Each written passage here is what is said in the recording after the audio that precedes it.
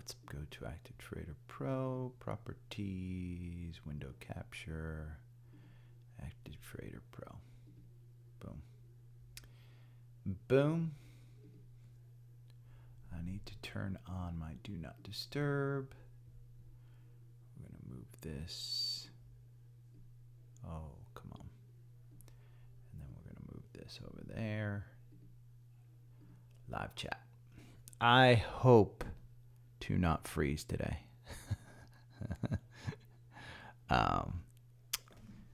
I changed the bit rate. I changed the stream. I changed pretty much everything.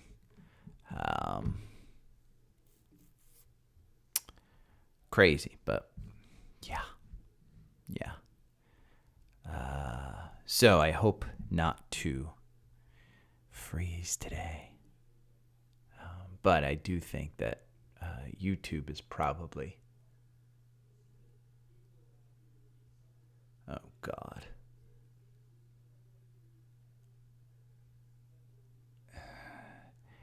It's Jim Cramer from Santa Barbara. Good morning, Zephyr. From Santa Barbara, California.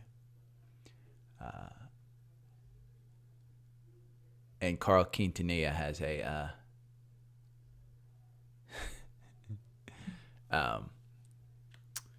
morning, Joe. A scarf on.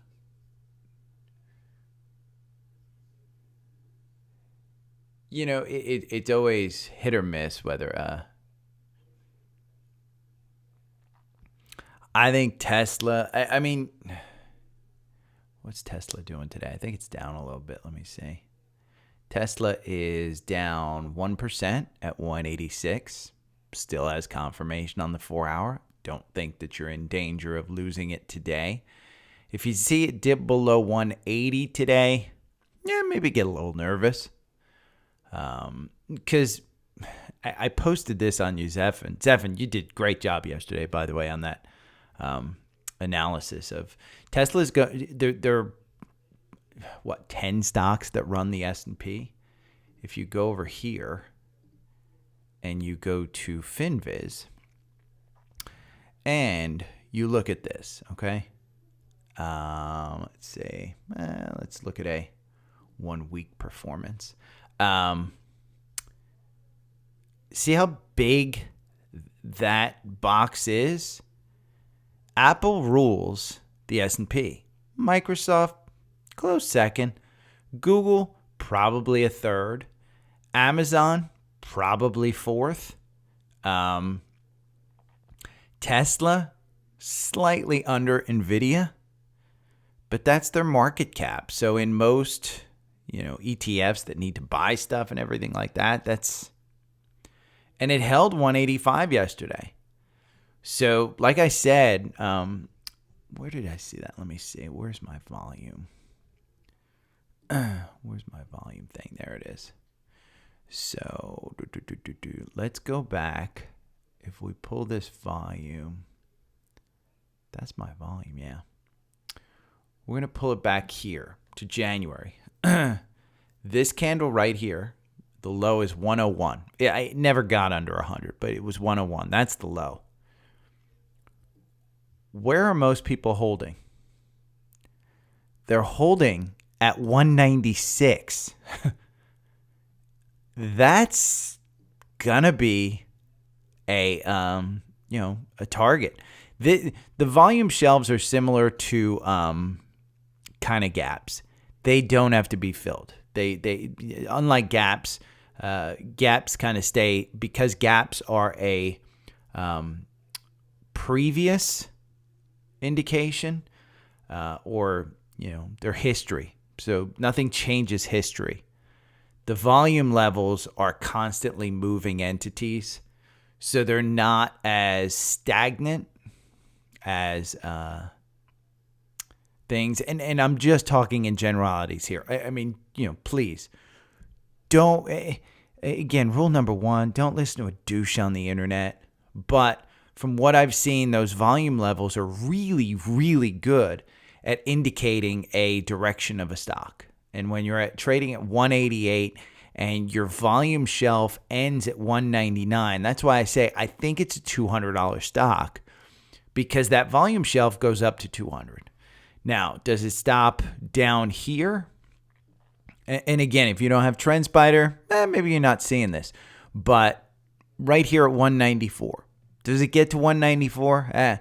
That's why I said if it gets above 200 yesterday, I would look to maybe trim a little bit, because I do think that this 257, you need something to get up there. Something to get up there.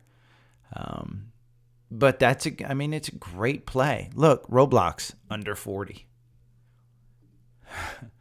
we talk about, I kind of set dollar amounts, and sometimes I'm right, sometimes I'm wrong. But usually I'm pretty good at this stuff as far as trading goes. Don't always put my money where my mouth is, but, I'm 52 years old. I got to be a little bit more careful than I was in my 20s and 30s. But in my 20s and 30s, I was setting myself up to retire by the age of 49. So, and if you see me get up and there's a emptiness, I have a process server shows. Here's this whole story. Yesterday, I was sitting here testing. I had redone the bit rate. I had redone it to 720p.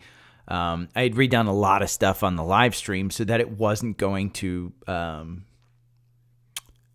freeze again. So I had done a bunch of things.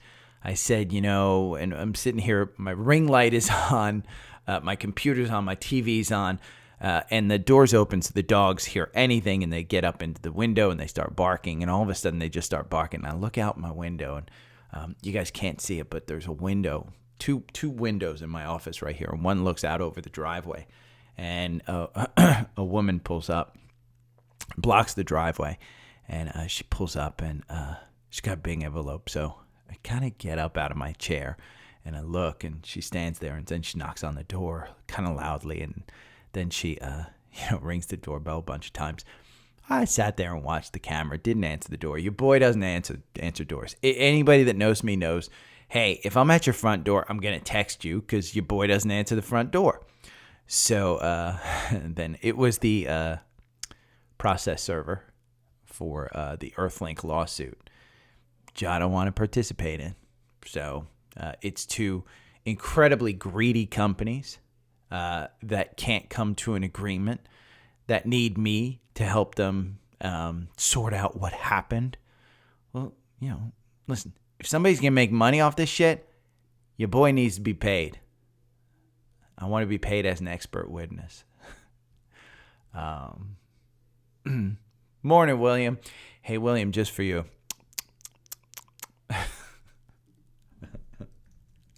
I think you're the William who always makes fun of me for the mouth noises.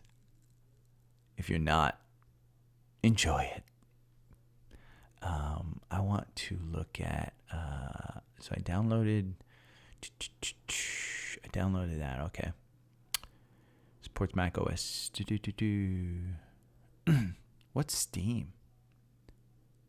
I don't even know what Steam is. Free and open source. This is what I use to stream, by the way. It's free and open source. It's unbelievable piece of software. I love it. I absolutely love it. OBS, kudos. I need to tip the open source community for this. It's unbelievable. Just an incredible piece of engineering. This I wanted to look at, NVIDIA XSD, which is a semiconductor ETF versus SPY. Good returns. Crazy good. You know what I should do? I should add in. I'm going to add in AMD. That comparison will be good. Because AMD is nothing to, look down upon. A 65%, but NVIDIA, it's got a good one. Let's go to Market Scanner. Let's do some scans. Should anyone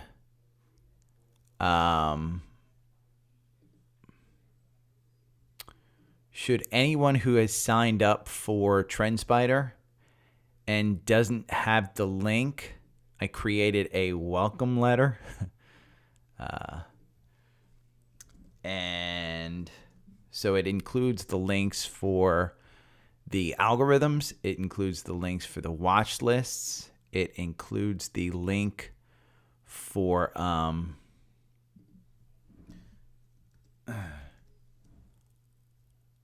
NXE scanners. So if you want any of that stuff and you've signed up for TrendSpider, hit me up. I just need your email address. I need to ensure that you're under my category for TrendSpider. It is a commissioned kind of product, so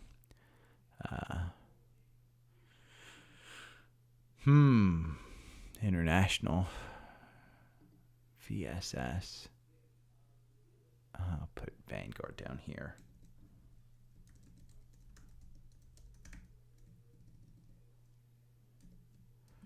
VXUS, VSS, VWO.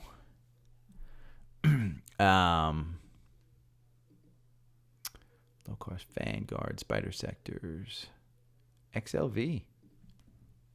Ooh, healthcare. Has it been beaten down enough? It got all the way down here to 125. It's just hovering around the 200-day. Let's see my not owned, and then we'll go to ARCs. Smile Direct Club. This one was fun to trade.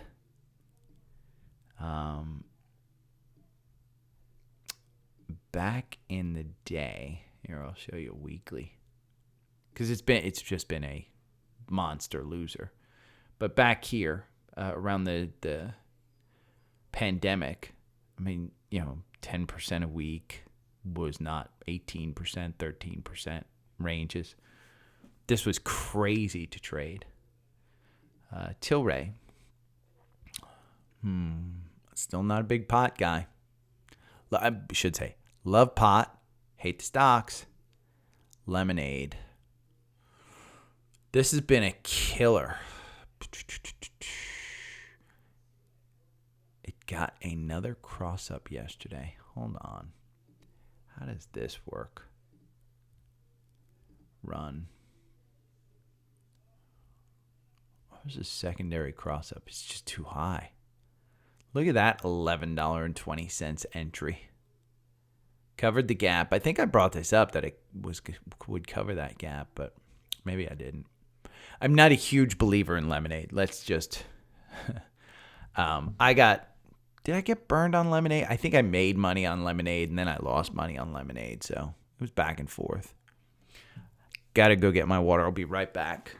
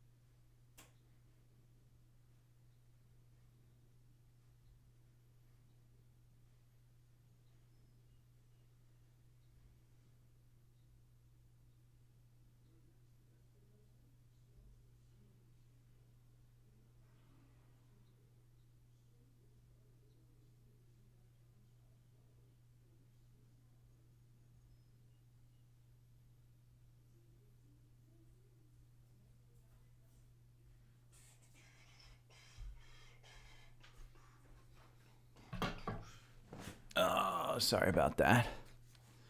Let's see. Okay. Bum, bum, bum. We're going to go back to the scanner. We're going to pick this one. Hua. Don't use. Hua. Hua. Is that how you say this? H-U-Y-A. Hua. Boy, that's got an interesting one. I don't think they are making money. This is a old ARC holding. They operates game live streaming platforms in People's Republic of China. It's kind of been a, let's see, April 2023 upgrade. $2 to $3. It's trading at $3.37. The average target price is $4.68. I think it's had its day. It's still expensive. Losing $62 million. Cash per share on hand, $5.73. It is short interest of 2.88. I don't think it's going to be a good one. BYDDF. This is the Tesla competitor in China, BYD.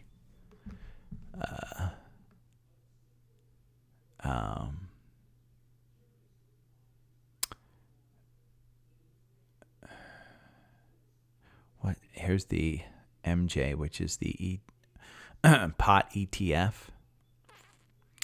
Sandile, which is a favorite to trade. DraftKings, which your boy sold at 13. Did I sell at 13? About 11 probably in December here. Yeah, it's at 25. I mean, I don't even want to talk about it. Melissa from Facebook, I will go over Duke Energy for you. What's Duke Energy's? I think it's DUK. Yep, DUK. DUK. Let me make sure that's what she asked about, because I just checked it while I was filling up my glass with water.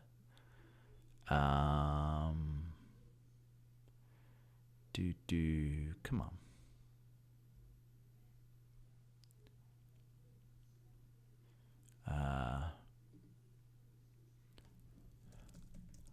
I'll add it to today.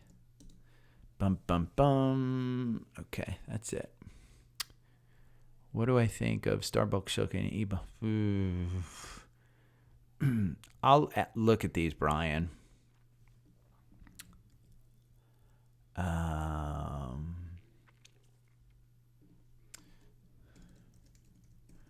Brian also asked,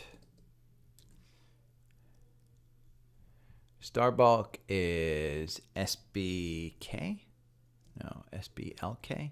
Yeah, SBLK. So it's SBLK, and EGLE, I think, is Eagle.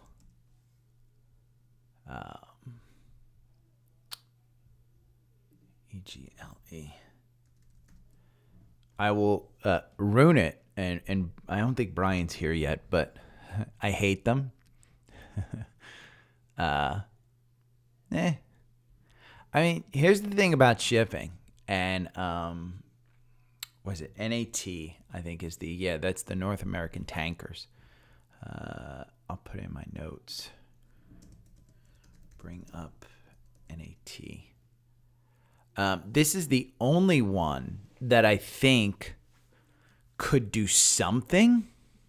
But I mean, the percentage wise you got is up to, let's see, NAT. I mean, look at the PE at 58. 58. And its market cap isn't even $1 billion, only $814 million. The average target price is $464. You're trading at $401. What do you got? 10%, 15% till you get to that $464. So 13% is what you got. So, morning, Brittany, bitch. Yeah, I'm just not a super fan of the shipping. I think they saw their day. Let's look at the ARK funds. See if anything pops in my eye. MGA, Magna, Robinhood. We had a good discussion on the Facebook group about options and whether people shouldn't be using options for anything other than gambling or hedges. And a good option strategy takes a long time to figure out. I don't like that one. Okay. None in the ARK holdings. Let's go to the Dow 30. I don't think anything's going to cross up. Oh, you know what I want to look up too? I want to look up Earnings Whisper. Earnings Whispers calendar, because today, after market close, we got Pan W.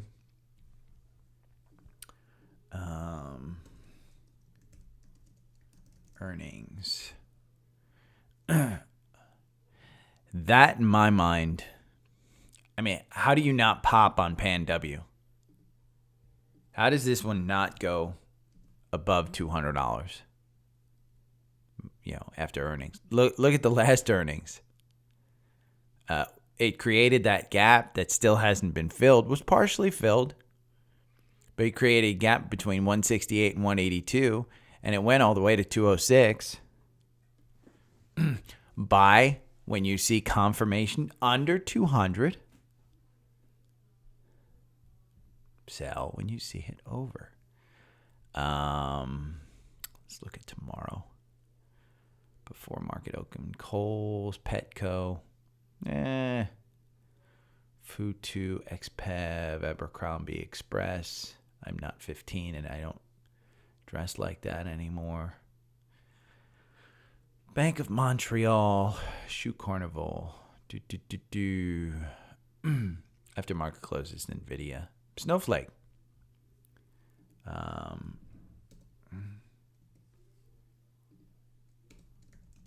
Today,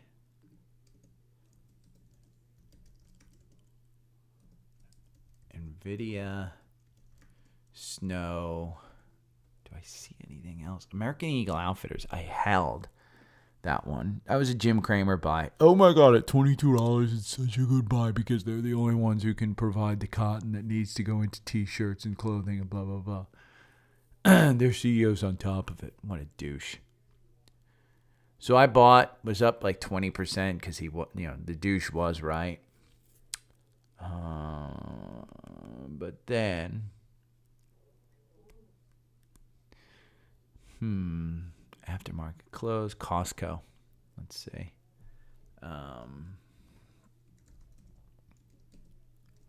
Costco. Ulta's an interesting one. They pre-announced. And Jim Cramer has been touting this one as, let's see, did anything show up on Dow 30? Nothing. He has been touting Ulta as it's unfairly beaten down. Well, because the club owns it. My club that doesn't have a Discord group but uses the Boomer email system. Big enough to justify it? I don't know. I mean, I think, Brandon, the over-under on AI being mentioned so far is about 6,000. 6,000 times it'll be mentioned. I don't know. This one's interesting. What does EXC do? Because look at this. You got 64 cents, 44 cents. It goes down 75, 43. You got 70.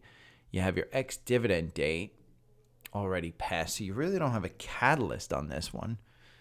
They're a utility, 3.59% dividend. So 17 PE, not horrible. Target price at 46. They're trading at 40. Again, it's a utility. October 2022, downgrade. Didn't downgrade the price. Credit Suisse in October put them at 43. But you get you a 9% increase. Insider sale from March, $249,000 from the CEO. Not a ton, but it was at 41.65.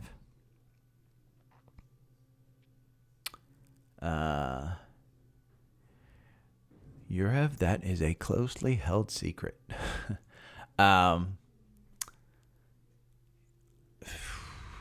Shit. Honestly, I don't even know, but it's 5 figures. Probably mid 5 figures, I would think.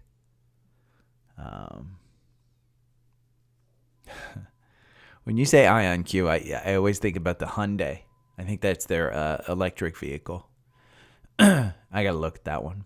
I don't know. Is this one worthy of getting on the buy list? It's in the NASDAQ 100. It's the only one in the NASDAQ 100 that had a cross-up. Let's look at the strategy tester on this one. I want to see. Because it's got a nice setup here. $40.12, that button hook right there. And if you can get back up here above the 200-day at 43.44, that's not a horrible. Your average win is 5.63%. So I would be looking at 5 or 6% on this one. Listen, don't turn your back on any gain in this market because we've run so much. You do have your AI stuff. You do have your energy stuff, which has been beaten down. You do have, Tesla, which has gone up. Google has just been flying. Disney, you've gotten beaten down on. Costco isn't doing that great. Cleveland Cliffs, I got killed on.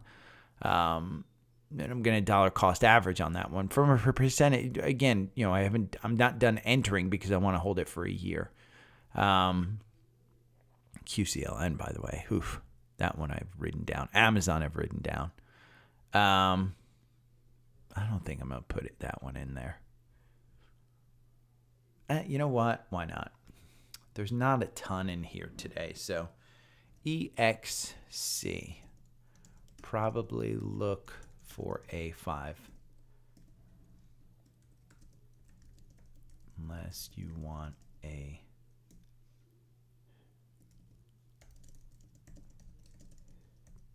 utility, so it won't fly.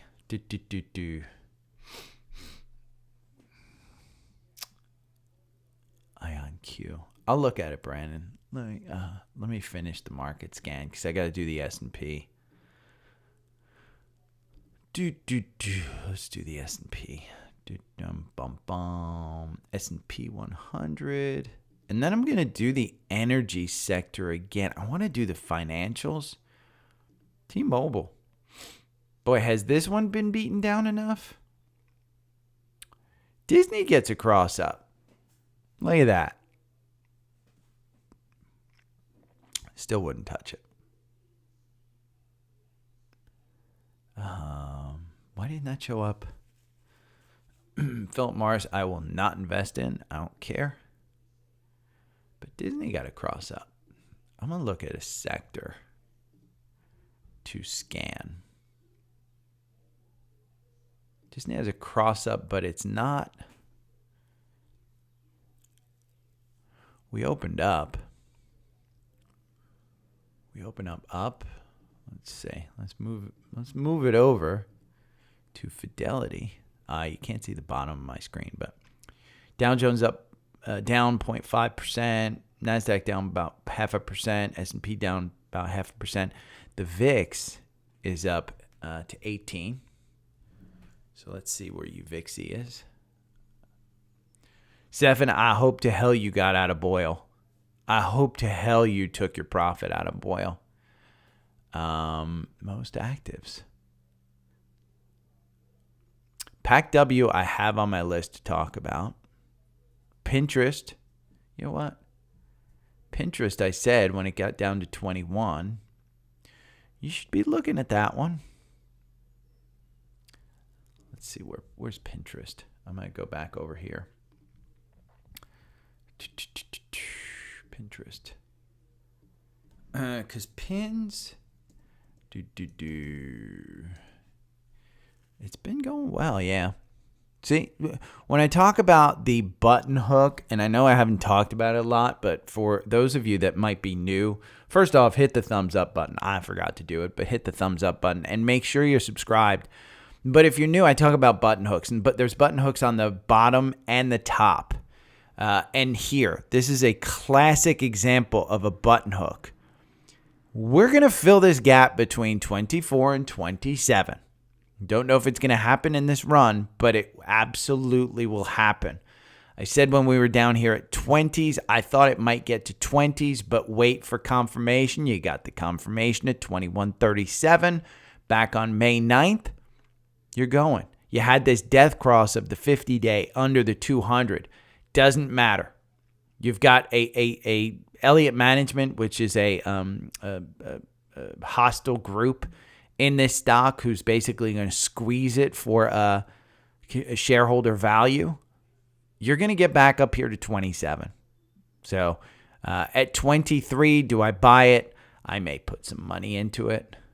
But in Europe, just so you know, I'm pretty open about my holdings, but I try and keep the actual dollar stuff a little bit under wraps because I know there's the Joneses next door type thing. I am a guy who lives very, very healthy, but I don't spend money. And so I don't want anybody thinking that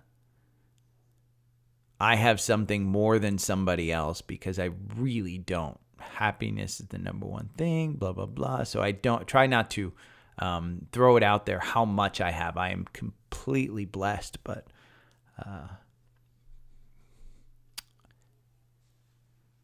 I try and be as humble as I can, even though I'm like the Wiz. If you listen to Seinfeld, I'm like the Wiz. I'm the best. And I'm not freezing today, by the way. So this is good. There was a great cartoon that came out. Listen, if you're a girl, I've got advice for you. Give up. You're never going to get a sugar daddy. You can't keep a man for free. What makes you think somebody's going to pay for it? And the guy had a funny accent. I thought it was hilarious. Bank of America's up about 1%. Devon kind of sank on open. Here, let's go over to Fidelity, and we're going to look at Devon here. Because this was up 1%, and it's not up 1% anymore. Yeah, see? You were up at 49.90. Just kind of tanked down. So,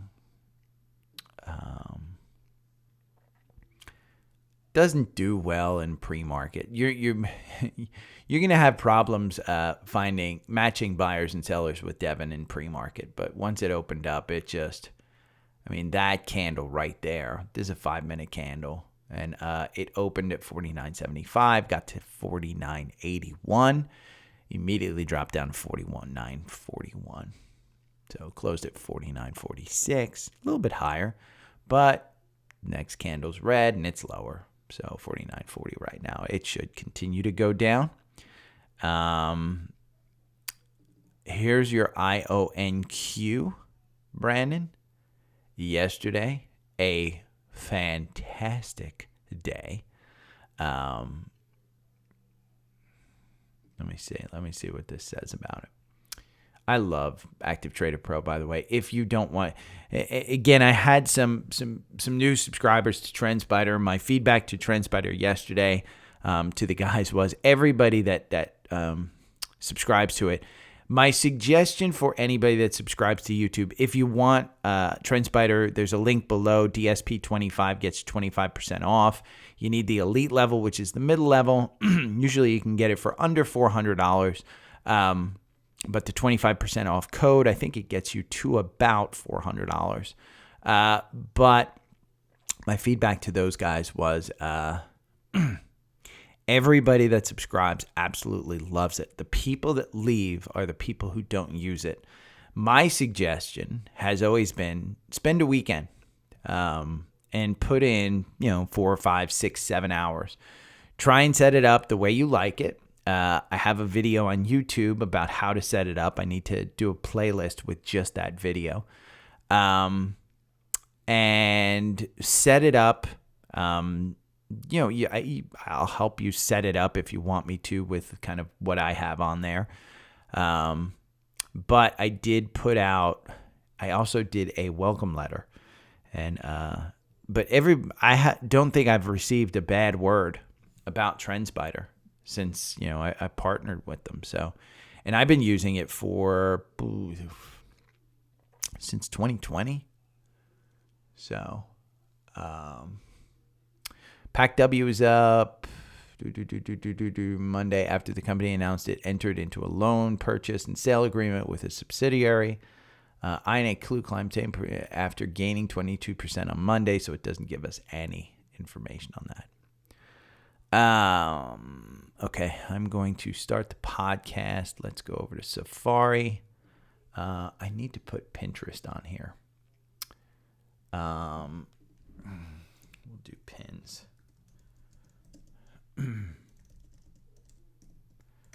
Fill the gap. Okay. I was going to go over, by the way, and maybe I'll save it. I found this ETF Research Center, and it's interesting. So, for instance, you can, maybe I'll keep this. I'll keep this for another day. I haven't played with it too much. There is a subscription portion, but there's a free version. So you get an ETF watch list, enhanced charting, which is just charting of the ETF. It's nothing great. Full results from free tools and free publications. So you get that. That's not bad. I mean, honestly, it's good enough. The $22 a month, I don't even know what it does. But what this one gets you specifically is the portfolio builder. So you can build a whole portfolio of ETFs.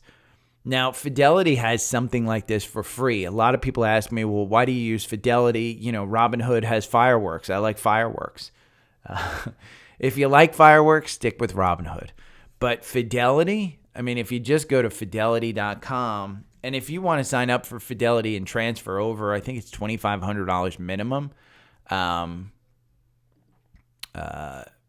you'll get $100 if you just email me, and I can get you a gift card.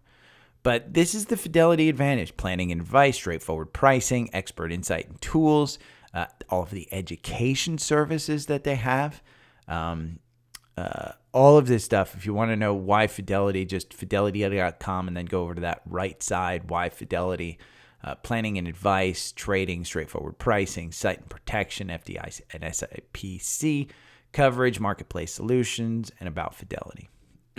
So I like Fidelity. They are my only broker other than the $1,000 in Webull, which I still have not rebalanced. But Fidelity is amazing.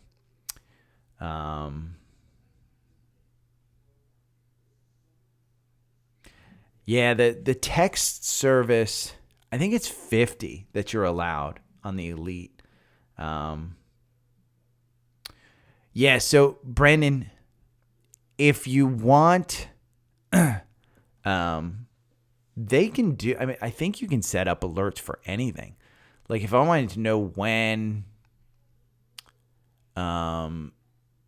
this 200-day, or let's see, there's a create alert. I don't know how to do it on here really, but yeah, create alert at this time. So I could get an alert when it starts to fill this gap.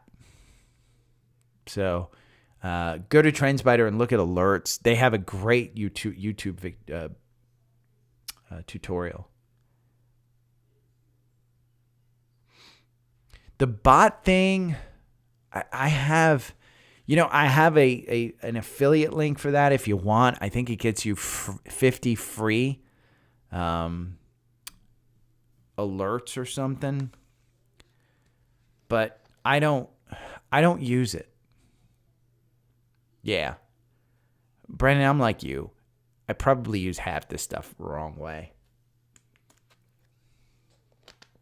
I don't know. It is what it is.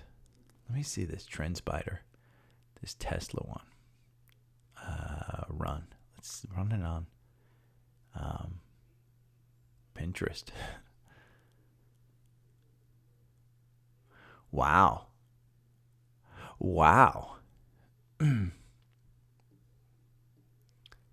Doesn't have you in Pinterest, but this one, let's look at, I want to do a shallow. Because 4 years, 7 months, it doesn't do as well. Nah, we'll stick with the 4 hour. Okay. I'm going to start the podcast. I'm going to do that ETF tracker. Because Fidelity has a tool too. If you go in here and you just go to ETFs. It's one of the best. I think I have to sign in for it, and I don't feel like signing in. You can find any ETF that you want. I mean, honestly, you can build your portfolio here. It's free. That's why I'm not sure that this one is something that I would use. If you have Robinhood, maybe it makes sense, but it's $29 a month. Whereas if you just put some money into Fidelity, you get it for free. Not saying, but brokerages, the good brokerages have additional tools, not just fireworks.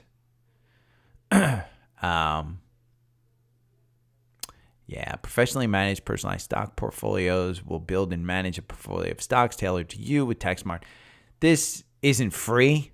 I think they charge you a percentage on this one, but it's less than 1% from what I remember. Let me see. Learn more. Minimum $5,000, tax savings. How is this different from a fund or ETF? Low investment minimums, know your stocks, simplicity. Come with advisor, hour cost calculated. The fee for is based on the value of the assets in your account and an annual advisory fee of the strategy you choose, which will be billed quarterly in arrears. Note that when we make trades in your account, you will not be charged any commission. So,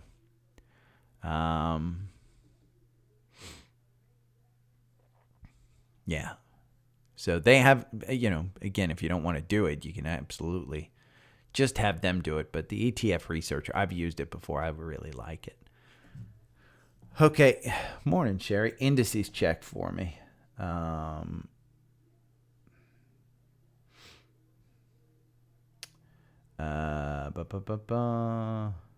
Who's texting me? Oh. Okay. Let's look how my portfolio is doing against. I typically track against the S&P, which I beat just because Apple's beating it. Year to date, I am up 24%. Today, I'm down 0.51. And all of the indices are down 0.2. So I'm doing significantly worse. And let's check Apple. Apple is down 0.8, and that's why I'm down double. So, yeah. Okay, let's hit up the podcast now. Where is my? There is my We're going to take this down a little bit. Going to put that up there. We're going to put this down here.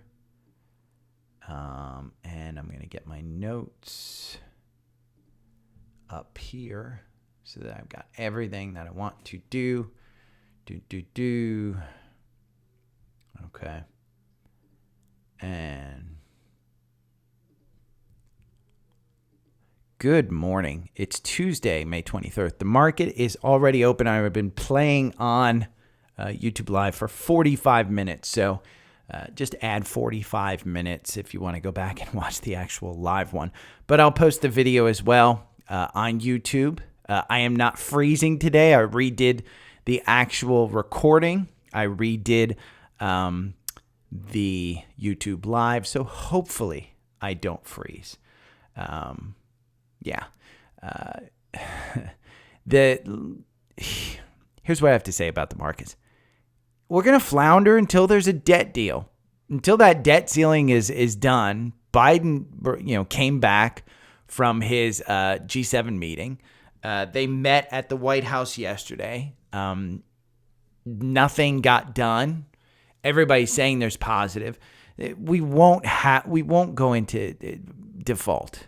I mean, Ted Cruz was on CNBC this morning. I saw that douche questioning the mental state of Biden. I question the mental state of the president who said that his father killed, that Cruz's father killed JFK. Presidents have mental breakdowns, and they're all questionable. Do I think Biden is the most astute president we've had? No, hell no. But I think the guy knows how Washington works. I think he's up to date. I think he thinks clearly. I think he's got a team that obviously is running things just like every other president. So just be aware. We will not get any out of this range. We're at 417. You're bumping right up against 420. If it looks like we're not going to get a deal, expect this to come down to the 200-day to 379. I don't see that happening. Remember, as far as SPY goes, we're at 477 in January of 2022. That was the high, January 2022. We're there. As far as the Qs go, we've covered about halfway back. The highs on the Qs, let's go to a weekly. Both of these indices, you would actually be in the 4-hour algorithm. But the Qs, the highs were around 400. You're at 336. So you got 20% to, December or 2021, January 2022. So the indices are there. Just don't expect anything. Right now it doesn't matter about rate hikes, doesn't matter about the Fed minutes that come out tomorrow, doesn't matter about anything. It's the debt ceiling. So just get that out of the way, throw that under the bus, do whatever you need to do. We're in a trading range. Pick your favorite stock, find an opportunity, wind up just trading in it. That's it. If you want to invest long term, I had a question in the private Facebook group yesterday. When's the best time to get into Apple? You know what? Today. I mean, let's just look at Apple. I say 170s isn't a bad price point. I think that's a good price point. If you get 160s, I think it's a great price point. If you get 150s at this point, I think that is probably as low as we're going to go on Apple. Just my take on it. Again, June is a weak month for Apple. And when we go over here and we look at some of the seasonality for Apple, this goes back to January 1st, 1981. Look at June. 43% of the time, it's the second worst month for Apple next to September. But only 43% of the time do you wind up positive. So if you're getting into Apple, my suggestion, if it's long-term or short-term, probably wait. You're just off your 52-week highs. And you're not near all-time highs. I think all-time highs are 180. So I think when I looked at it yesterday, it was like 5% down off its all-time highs. It's 1% down from its 52-week at 176.39. Your average target price is 178. I don't know that we're going to see much more, but 5 years from now, the 170s is going to be a legendary price point. These guys are buying back billions. $90 billion of stock was authorized to buy back last quarter. Now, that doesn't make a dent in their market cap. Their market cap is $2.7 trillion. So it's not quite, 9% or something. It's not even that. But they're buying all that back. And they are the second largest retiree of stock next to Oracle. So I do think that there's an opportunity. Are you going to get this in the 150s? They have to report something catastrophic. Like China all of a sudden outlaws iPhones. Boom, you're in the 150s. China invades Taiwan. I think you're in the 130s, 120s. So there are a lot of factors that go into this. What I really want to point out is if you go to the homepage on FinViz and you go up to the heat map, it's in the upper right-hand corner. You can see it. The way these boxes work is the market cap. In order for the S&P to rise or fall or do anything, the bigger the box, the more it's going to wind up VOO or SPY because they're market-weighted averages. If you just get an equal-weighted S&P tracking fund, these boxes don't matter. But in the large majority of S&P tracking funds, they are equity-weighted. So Apple being that big, it's the biggest mover. So if we're going to go down on SPY or VOO, Apple's going to lead the way. Amazon's going to lead the way. Google is going to lead the way. Microsoft, NVIDIA, Tesla, they're going to lead the way. That's what those boxes mean. So SPY, remember on the weekly, we talked about being in this trading range and we're in the top. We have to break 420 and hold 420 in order to get above that. I'm just not seeing it right now. When we get the debt ceiling deal, I think that's when you see it pop. So at some point, kind of get yourself into it. Let's see. Tesla, big move yesterday and a pretty big move today, to be honest. If you got in this at 163, high five, I did not add to mine. I've been meaning to. I just get lazy after doing this podcast, and I don't want to think about stocks. I have my alerts on, but I don't get alerts about Tesla because you know what? It's in a bull mode. It covered that gap up to 181 yesterday. Absolutely destroyed the gap. You're at 191. Where's the next gap? It is up here. You can see I put this key gap to cover between 255 and 261. I'm sorry, 264. So that gap right there at some point gets covered. I don't know if it's this run. I think 200 is the next level that you have to basically come over and hold. Other than that, there needs to be a catalyst to get up here, whether it's Cybertruck being launched, whether it's full self-driving is feature complete. Maybe Elon creates new words to describe what full self-driving is. I can tell you full self-driving in the city here with my car isn't that good. On the highway, unmatched, absolutely unmatched. But Tesla is going really, really well. Another one that's going really, really well that your boy sold back in December and probably should have held on to because I'd be doubling my money right now. I think my average purchase price on this was like $20 though. So I wound up taking a fairly big loss on this. Palantir. Palantir is up another 7% today to 12. I've said, hey, I think it's going back up to 20. If we look at a weekly of this one, you'll just see how far it's come. This down here is $8. This is $12. I think you're coming back up here to 26. If we move the, let's move this volume weighted, and we move this to, you know what? Let's run the algorithm, and I'll do it a little bit better. of a volume analysis of this one. This right here is TrendSpider. You can move it. It basically analyzes where people are holding the stock today. We go to this low, and you usually want it at highs, but we go to this low. Where are people holding this? Well, the first volume shelf, a lot of people seem to add at 950. They really, really wanted this stock at $10. If we go back here, and the last time it kind of traded at $10, I bring this back to here, and this is when? February 2023. More people seem to be holding in that gap. So the volume levels, you can look at it. There's this volume level, which is springing up at around 11. Seems like some people held on to it. I would worry if this got down to 10. Right now, you have confirmation. Palantir is on an absolute rise. I talked about Pfizer. And let's see, where's Pfizer? PFE. And they came out yesterday with a Wegovy or one of those weight loss. It's not a shot. It's a pill. Huge game changer for Pfizer.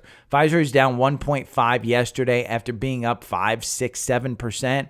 It was oversold down here in the $36 range. I do think that this is at least a $45 stock. The COVID stuff has been taken out of this stock. If we look at a weekly and we go back to pre-pandemic January, you can see this was down in the dumps, down here in the 30s. I do think it is a $40 stock. If we go in here and just look at the PE on this one, the PE is 7. The dividend is 4.23. Year to date, it's down 25%. It's got just a plethora of drugs in their arsenal. I do think that it's a $40 stock. At 38, do you get it? I currently own it. I think it's less than $5,000, so I don't have much. PACW, which is one of those regional banks, they basically sold off a portion of their business, and it's up 20% today to $8.20. If you followed the algorithm and bought at $4.87, you've almost doubled your investment. Even though it was down for the next couple of days, easily gotten it. At the 200-day, you're at 167. There is a volume shelf here at about $10 or $11. If you want to take the risk and you think it's going to get up there, have at it. I don't think the PACW right now, you just don't want to hold it over the weekend. It's Wednesday. Maybe you get to 10 by the end of the week. If we announce a debt ceiling deal, I think even this one gets a bump. It's just, this was a $200 stock. Let's go back to a weekly so that we can see where it was before the banking crisis actually came. I'm sorry, $20 stock, $25. This got all the way up to $45. So it's an $8 stock right now. It's still in danger. It's just a little crazy. Earnings tomorrow. It's the big news of the week, NVIDIA. I was joking with some people. NVIDIA's, the over-under right now on DraftKings is whether NVIDIA, how many times NVIDIA says AI on their call. I think it's 5,000. They're going to say in an hour period, they're probably going to say AI every 30 seconds. That's how this gets pumped. Absolutely pumped.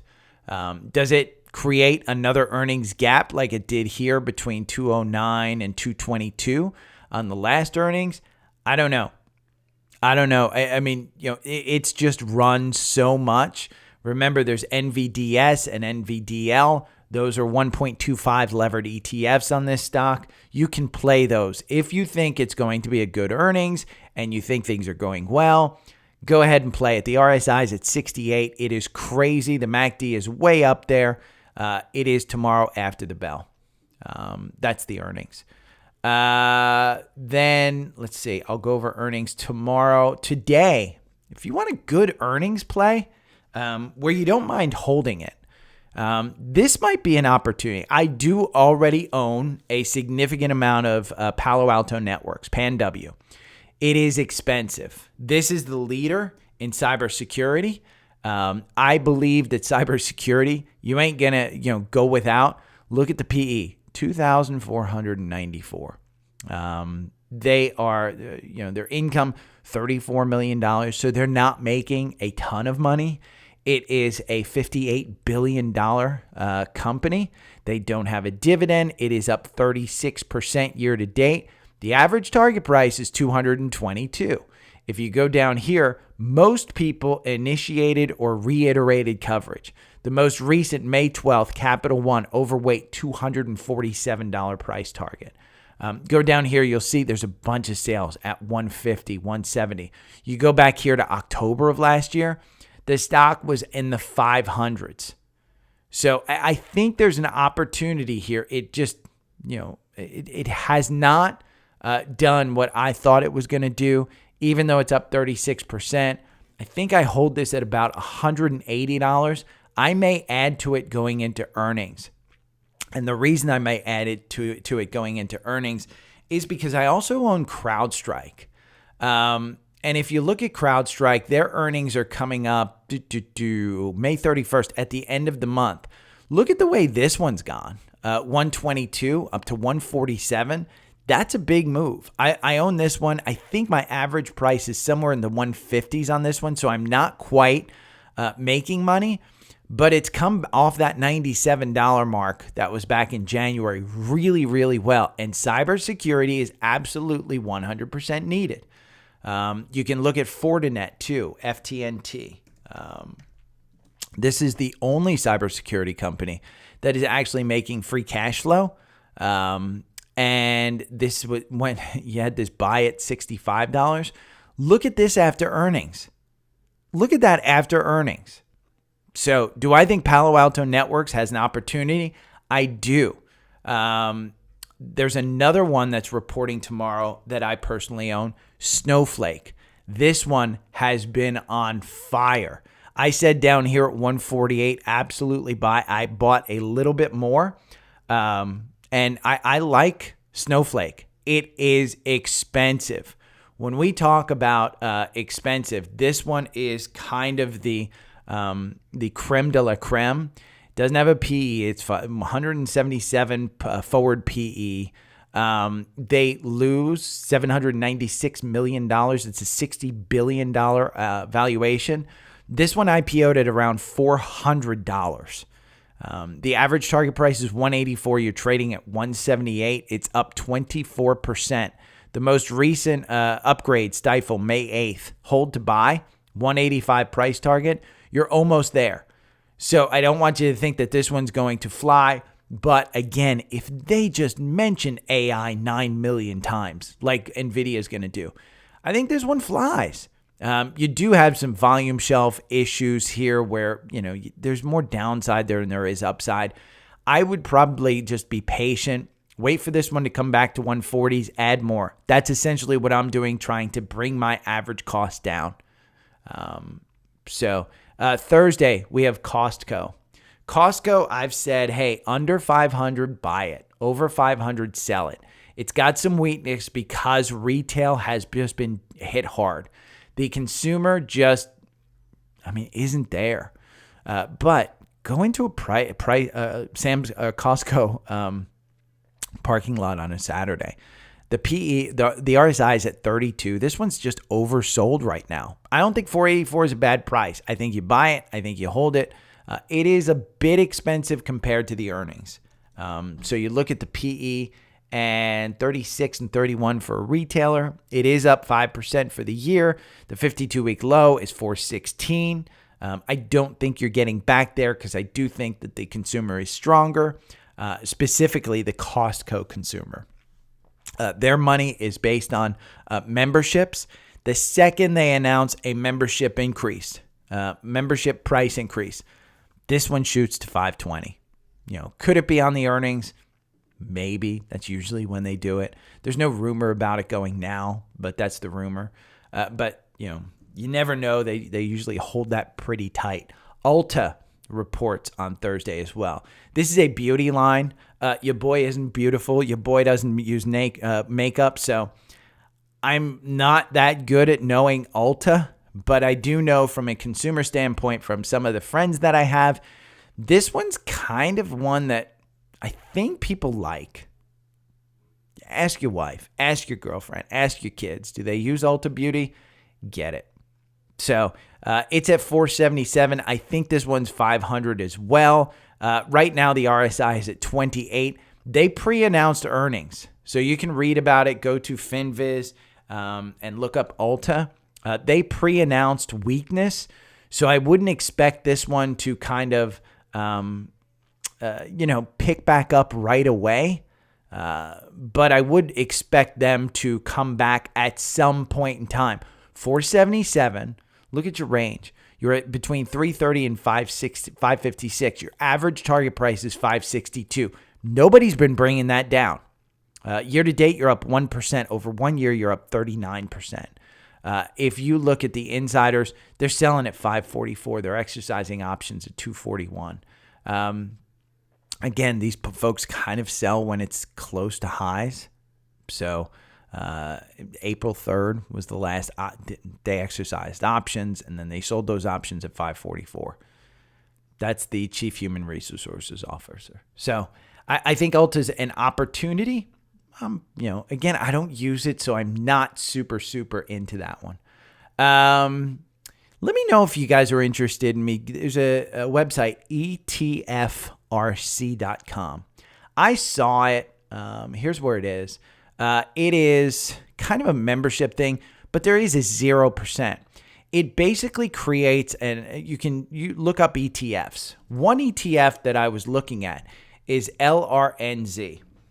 This is an AI ETF. And so when you get here, it kind of breaks it down for you. You do have to log in to see a lot of this stuff. But what I really liked is look at the top 10 holdings. I mean, this is one of the AI ETFs that I found actually uses companies that use AI. Snowflake, NVDA, AMD. I mean, ironically, it's the two chip makers that are two of the top three. Samsung, Schrodinger, Mobileye, CrowdStrike, Sprint, Datadog, Okta. Country exposure 98% to the US, 1% to Canada. I like this one. Its number of holdings is 21, so they only have 21 stocks in this ETF. I don't think it's done really, really well. We can type it into TrendSpider, LRNZ, and we can look at this one. It hasn't done fantastic. I mean, it's low volume. It's not huge. You can see yesterday, it probably why I found it. Look at the volume. I mean, that green spike right there on the volume and this rise from 25 to 29, that volume right there with that MACD kind of going up. The RSI is at 81. I would not buy this right now. I would stay off of it. But I did look at it from etfrc.com. I don't know, if you're interested, maybe you want to look at that website, look at some ETFs. It's something that's up there. So I'm bringing you a little education there. Brian from Facebook, if natural gas stocks rise during the winter months, shouldn't we be buying the dips in the summertime?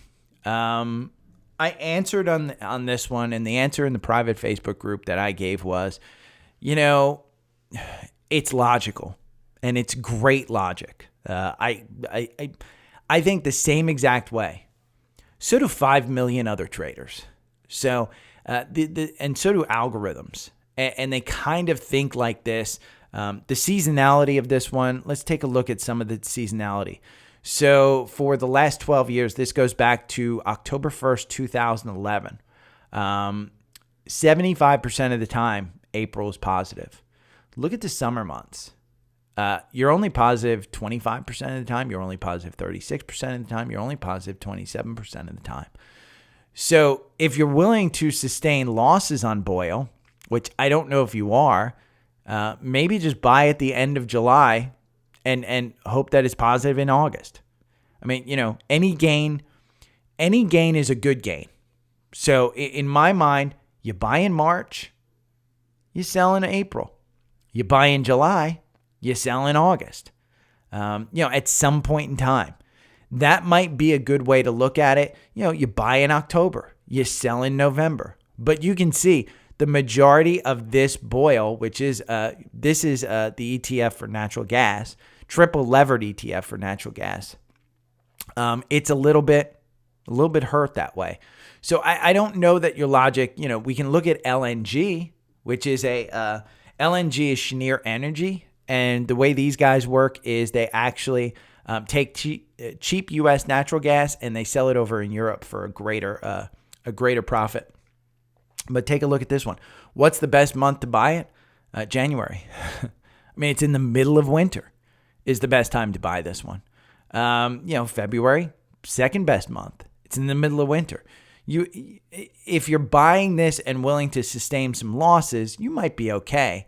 But look at LNG. If we just let's go to a monthly, because we're going to look at the months of the year on this one.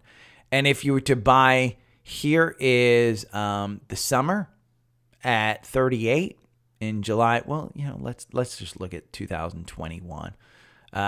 April, you were here at about 69. This has been a good stock to buy, actually, all through these months. So I think your logic is correct. I kind of go back to whether your grandmother's making meatloaf or not for Christmas, it's already priced into the market. So that's kind of the way I would look at this one. Seasonality, I don't think it plays a lot into it. It depends on your stock. Again, if you have TrendSpider, look at that seasonality, because I think it is stock specific. I think it helps you. Again, none of these are going to absolutely say 100%, oh my God, I'm going to make money. It's just more information to give you a better buying decision so that you're able to take emotion out of the trade. But I think, Brian, your logic is absolutely correct.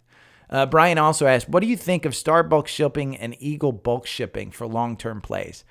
I think shipping had his day.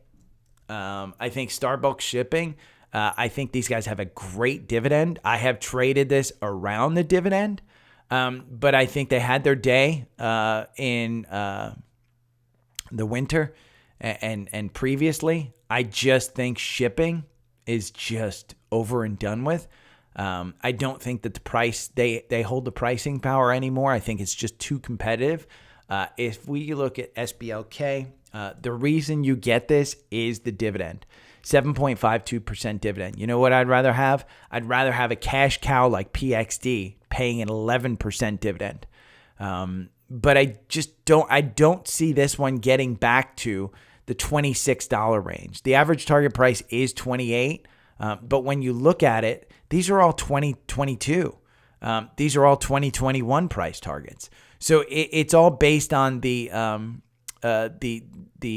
high shipping prices that they had. EGLE, which is this Eagle Bulk Shipping, I think it's the same thing. These are small caps. The market cap of EGLE is only $600 million. They only make $198 million. The average target price is 66. It's trading at 43. Bulk shipping just has not been able to price themselves effectively. You look at this September initiated coverage, $62 price target. Well, where were they in September? They were down at 41. It did hit that $66 price target, but it's come right back down. And I just don't think that they make a good enough play. Now, one that I do think is probably long-term, but again, it's a questionable one, is NAT, Nordic American Tankers. And the reason I say this one is because these guys ship oil. And so oil specifically, I think, has a great shipping opportunity. Now, the algorithm makes you 51% over 2 years versus just buying and holding the asset makes you 15%. This one has a decent dividend, I think. NAT, let's see, is it 3 or 4%? 6.48, so it's even gone up as the prices come down. But $4.09, the target price is $4.64. So you probably have about 12% in it before you're actually at the 52-week highs and the target price. So is it great? I don't know. I mean, I'd much rather have PXD, which has pricing power of oil, which can go up to 120 in the drop of a heart, in a heartbeat. So I don't know. I'm not a shipping expert. This one only has an $814 million market cap. So I think they've had their day. But I do like Nat. Nat is the one. It's expensive. Its PE is 58. But they do oil. That's why I like it. Melissa from Facebook. And again, don't listen to a douche on the internet who doesn't know what he's talking about, because that's me. Melissa wants to know about Duke Energy. Duke Energy is a utility, so it's kind of, it's limited. I remember saying, hey, down here at 95, I think you can get it and you can probably sell it over 100. You did get over 100. You got your 5%, 6%. It's come right back down to 91. I think it's oversold. I mean, the RSI is at 22. The MACD is way down. Do your research, because there's got to be a reason. There is always a reason when a utility comes down that much. Its dividend is 4.37. Average target price is 109. It was just upgraded. Seaport Research Partners. They went from, in November, they went from neutral to sell with a $91 price target. They just upgraded them in March from a sell to neutral, but they didn't change the price target. So most of those price targets are dated. If we look at some of the insider stuff, it's all sales, and it's all around $100. So I would say if you want to buy this one, I think you'll get a decent dividend. I don't know the news on it. Year to date, it's down 10%. My guess is if you're attracted to Duke Energy and you want a solid 4% dividend, buy it under 100, sell it over 100. I think it gets over that price point enough just from looking at it in the past year. 100's up here. So you would have made it, what, 1, 2, 3, 4, 5 times? 5 times you would have gotten to trade it over the past year. A couple that I like that are recent, and I know I've gone over them, is Mara. Mara, well, first one is Mara. This one, I said under $10, buy it. It's up 5% today. It just went over. It closed yesterday at $9 and something. It's at 10.26. It's up 6%. It's still rising. It's 10.27. But under $10, buy this one. I think you're going to 12 and 13. So Mara, I think, is a buy. One in our core portfolio that I like that was under 40 pre-market, now is over 40, but you'll be able to get this under 40, is Roblox. Just buy it. Under 40, buy it. Over 40, sell it. Put your price target on it. What do you want to make? 10%? Sell it at 44. Honest to God. Just buy it under 40, sell it at 44. Another one that I liked, that I said, hey, the button hook. And this is an absolute, just perfect example of when I talk about button hooks. You have button hooks up top that come down, and then you have button hooks at the bottom. 21.37 was the price of Pinterest. It's now at 23.27. It's even today. It had a big day yesterday. You've got this gap here at 24 to 27. It'll get filled. You know, do you want to buy it now? The RSI is a little bit rich at 59. It's not killer, but look at that move in the MACD and the RSI and the stock price. So I think that this one was just a perfect move. You still have confirmation above that 9-day. So maybe go down to a 5-minute chart on Active Trader Pro. Find a good place to get in. Maybe make your 5, 6, 7%. I would say when you're talking about Pinterest, take a look at Finviz. Finviz is a good one because their average target price is $28. They're not making money. They're losing $299 million. Their market cap is $15.47 billion. They don't have a dividend. They're down 5% year to date. There is an activist in this stock, Elliott Management. Elliott Management is what pushed this in March all the way down here from $24 to $30. And you've gotten this one $24 to $30 a couple of times. So I do think that down here at 23.17, even though it would have been better to buy based on the algorithm at 21.37, I think you're fine getting $30 out of this. So pins is one that I wanted to bring up. Let's talk about scans. There weren't many scans. I will post these on the private Facebook group, but NXE, this is Next Gen Energy. It had a cross up. It's a secondary cross up. 375 was the first one. It's a little bit high on the MACD. It's a company that's not making money.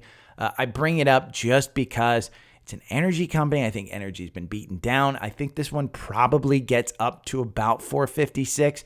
I would put my price target at about 10%, but it's got that second leg.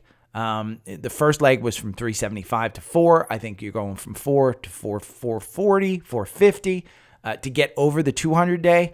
But I would wait until it's actually got confirmation over the 200-day. Remember, just zoom in on your charts, try and scalp this one. I think it's a good one.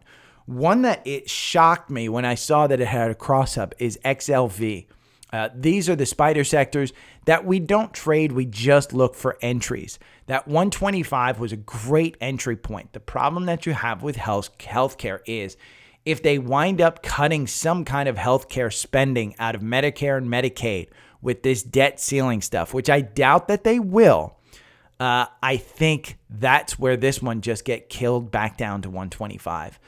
If we look at a weekly on XLV, last year was a really good year for XLV.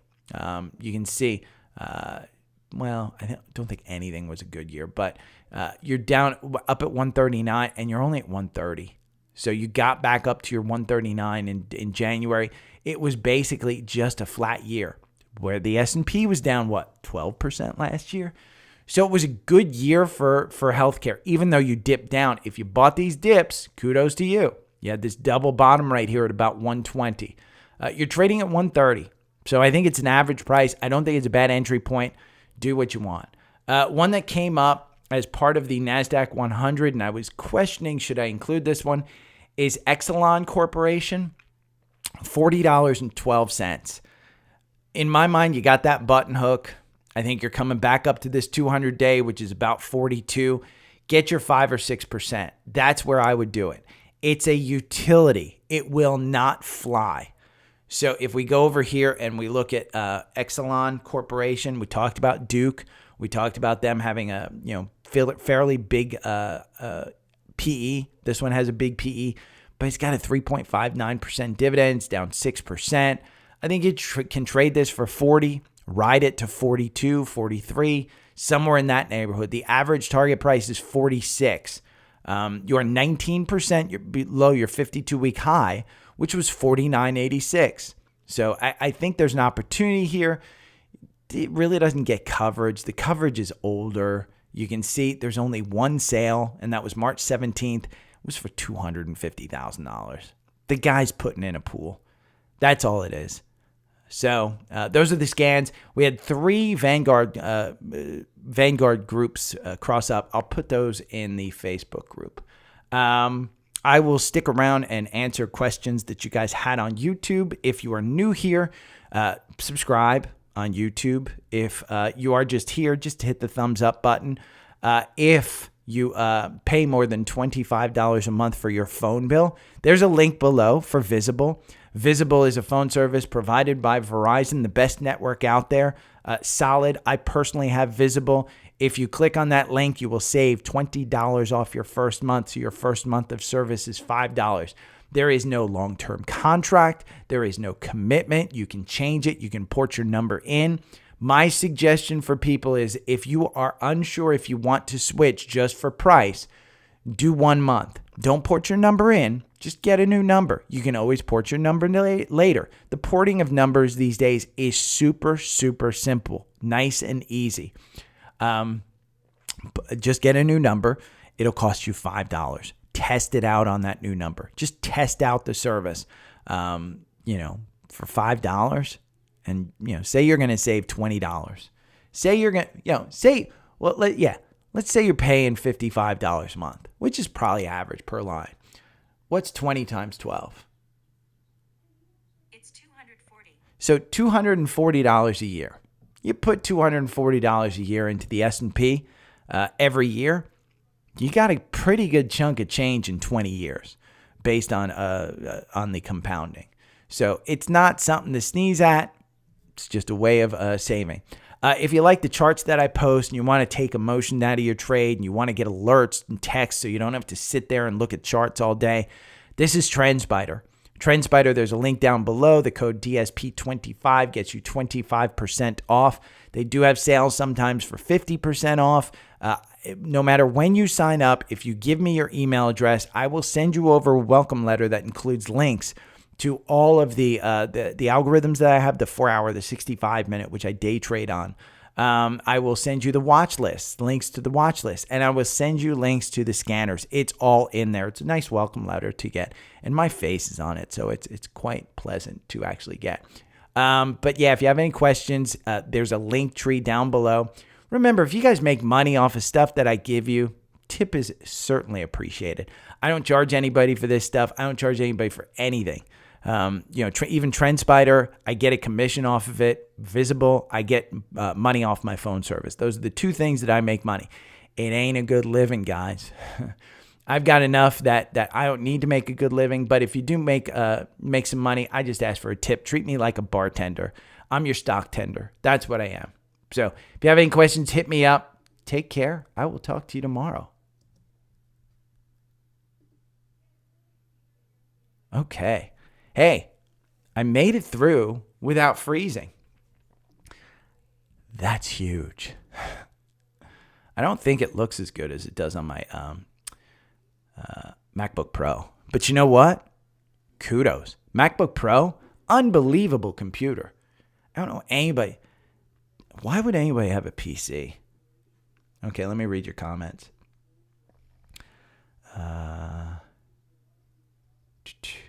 Palantir went over Brandon. Fubo, I worry about because I was in the TV industry. And I know the cost structure. And with Disney saying that they're going to take ESPN direct to consumer, there's two things that people watch on TV, other than it being background, and it's sports and news. And news, you can get for free. I mean, you can stream pretty much, grab anybody's password and stream news for free. Even if you don't want to grab a password, I think most of that shit's for free anyway. So you can watch that. Sports, a little different, a little more difficult to actually find it. But I do think that both of those things you can get just with an antenna in most areas. So Fubo I worry about just from a cost perspective. From a trade perspective, God, that's been a great trade. From 117 up here. The algorithm loses you 84% versus losing 91%. I like the 65-minute one for this one because I do think that it performs better, but it still winds up losing you money. Ironically, look at that, 21% on the 65-minute. I got a quick garage band. Save. Ironically, even Active Trader Pro is actually performing better since I reinstalled stuff and changed. I think it might have just been a bad install of OBS. But Fubo, I mean, look at that. $1.80 and you're at $1.94. That's a great trade just on that 65-minute. I mean, that was what, 10:35 yesterday? Whew. SMMT. I think you guys have been doing well on SMMT. That guy buying that one, that was a great one. It's out on the 65-minute for a loss. This one gets you in and out way fast. But over 8 months, you made 128%. 111 positions, but 128% on that 65-minute. Let's look at the 4-hour. You're out with that 6% gain. But it looks like it's going to get you back in. Yeah. There's a button hook on that MACD that's about to start back up. So if you have it, I don't know that I'd sell it. If you haven't gotten in, I don't know that I'd get in. NVO, Novo Nordisk. They got killed because yesterday's pill announcement from Pfizer. NVO to me, I've wanted to get into it. What keeps me out of it is just the run. I mean, look at this. Since October of last year, the October lows, you're at 100, you're at 165, and you still have confirmation. But it's just, it's so far above the 200-day. And you come back here, pre-COVID, it was running right along the 200-day. And then you had this run up into February. Then you had your COVID bring it back down to its 200-day. But you haven't seen the 200-day since then. So I worry a little bit about that one. And the other thing is it's expensive. 43. I mean, let's liken that to Pfizer. 7. With a better slate of drugs. Doesn't mean that Novo Nordisk won't grow into it. Pfizer has a 4.3% dividend. Novo Nordisk has a 1% dividend. Novo Nordisk is up 22% year to date. Pfizer is down 25% because they took out all the COVID stuff. I don't know. When I compare those two, I'm like, maybe I want to add Pfizer and just assume that their pill is going to work.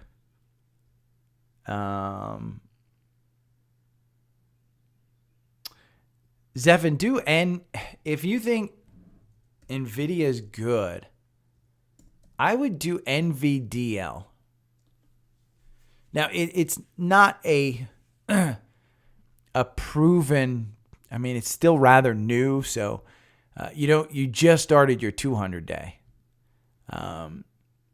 But, I mean, look at that. On April 28th, you got in at 46, you're at 54. It's only 1.5 times. But if you're looking short-term, Zephan, I would look at NVDL. If you're looking long-term, just buy NVIDIA. NVIDIA is kind of like Apple. Just buy it. It'll get back there. I mean, here. I think you're only halfway back to where you were in NVIDIA. Well, you kind of got back close to it. It looks like 350. You're at 311. But you're going to you'll get to 350 again. There's no doubt in my mind. If you want to just hold this for a year, just fucking buy it. I mean, you might lose money over the next 4 or 5 months, but you'll get back to 350 until China invades Taiwan. But if China invades Taiwan, there is no safety in this market if China invades Taiwan. Costco's tough. I still think 500 is the pivot point on Costco. I don't think that we see something. The danger of, see this ascending wedge? You kind of broke this range, and you broke it on the downside.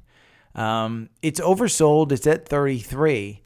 I think there was some news or something that happened with Costco.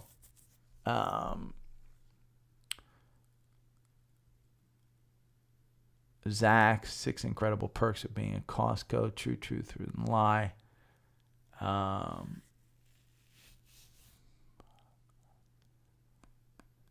Yeah, the consumer just hasn't been good. So my betting on Costco, if I want to hold Costco, I'm probably looking, if it breaks 480 today, I'm probably looking to add to it. But remember, the earnings are, is it tomorrow? May 25th. So it's Thursday. I'd probably wait. I mean, if it breaks 480, I'd say pick it up if you want it. I don't think you see 470 to 450.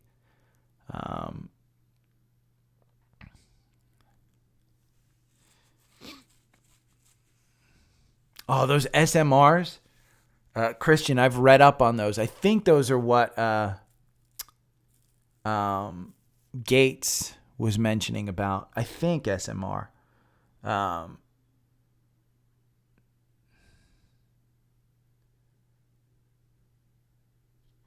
But I don't know how to invest in it. But you're right. I think those small nuclear reactors are huge. Let's see about McDonald's.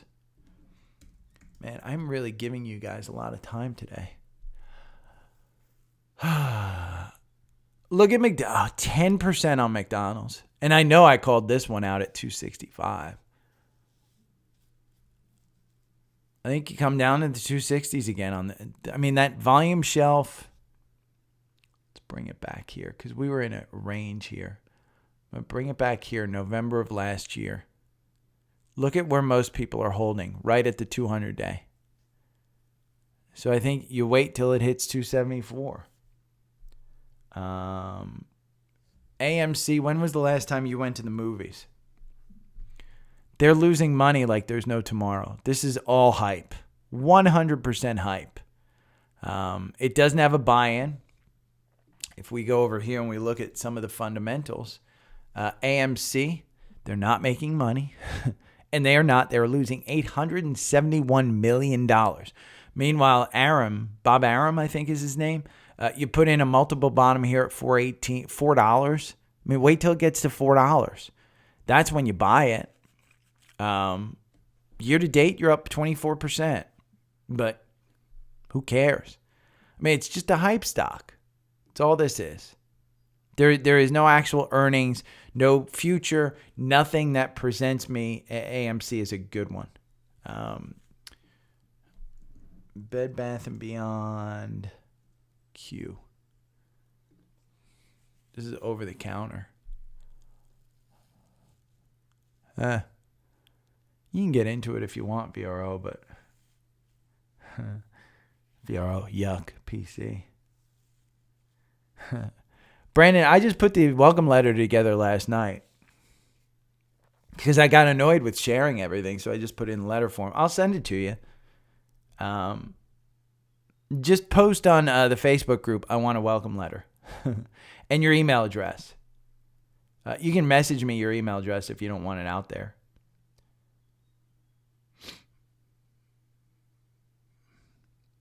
Paramount is getting rid of Showtime. I read that. They had a buy-in here at 1506. It's still on the slide. I probably wouldn't. I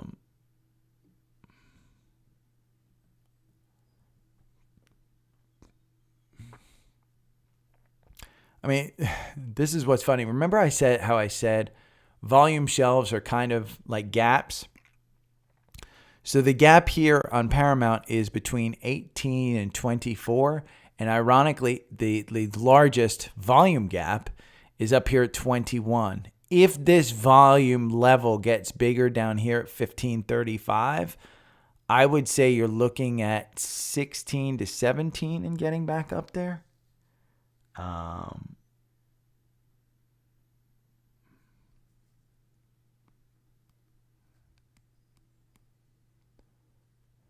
Marvell's a great semiconductor play.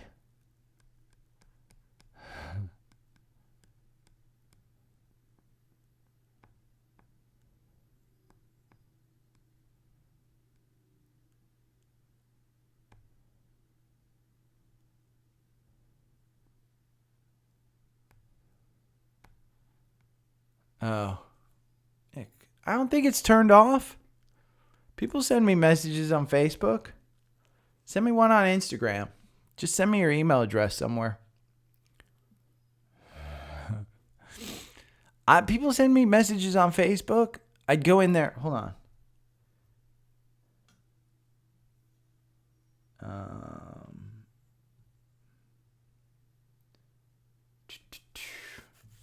Let me get this damn podcast up and running. I'm moving you over here. There's your eye on Q. I got bad. I keep looking outside to see if the server, the process server, has shown up. If you didn't hear that story, I had a process server try and survey a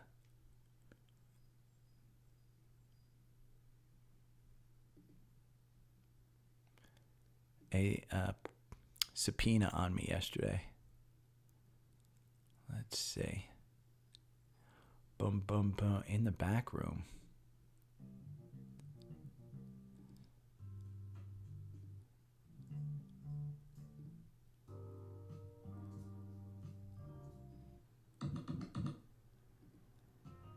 I like swapping tubes.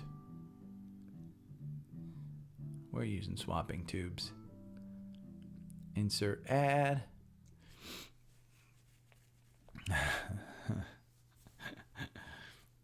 Brandon's playing January 2021 again.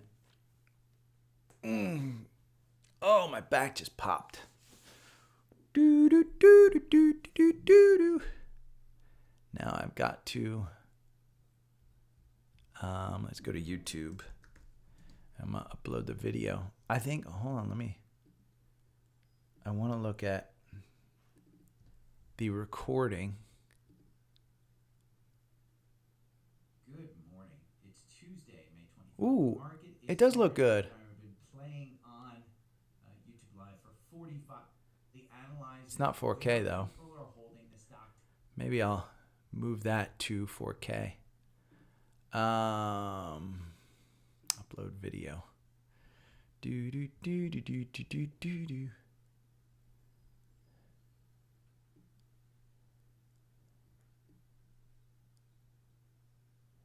Okay, create no episode. We've got that one. Save episode. We're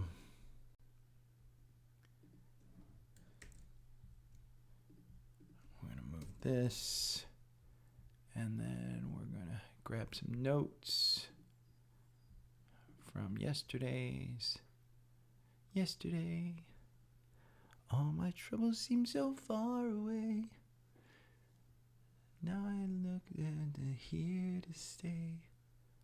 Oh, I believe in yesterday. Notes. Bum bum. There we go. I'm going to put that in. What do I have to say? Still flying.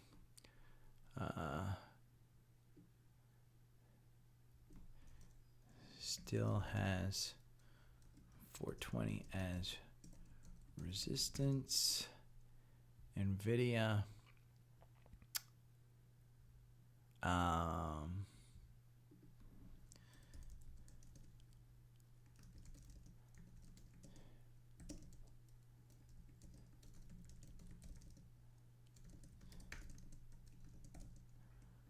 523 market update, and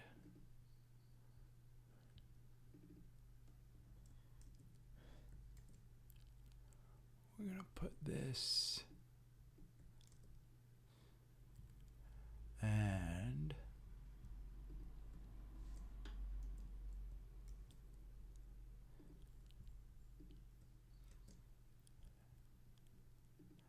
I'm going to publish, boom, and we're going to go to Canva. Who's got questions? By the way, if you haven't subscribed, subscribe. I want to do a new, let's see, templates.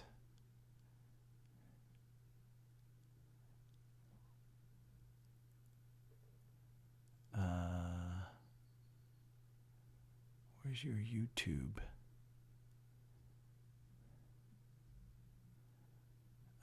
Let's see. We're going to search YouTube thumbnail.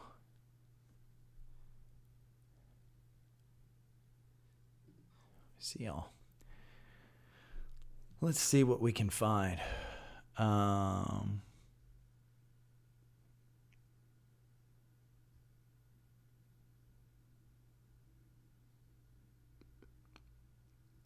Well, oh, that's pro, paid. This one kind of looks cool. Customize this template.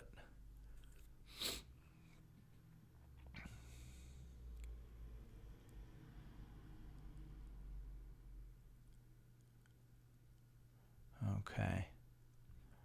Uploads. We're going to put in my picture. Which picture should I use?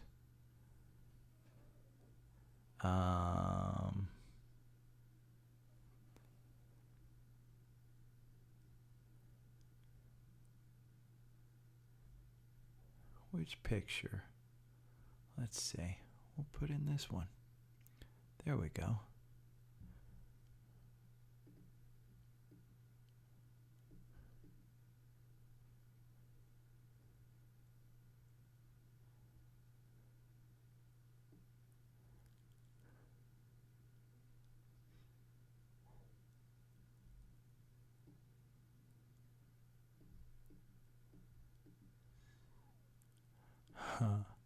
Wait till you see this thumbnail.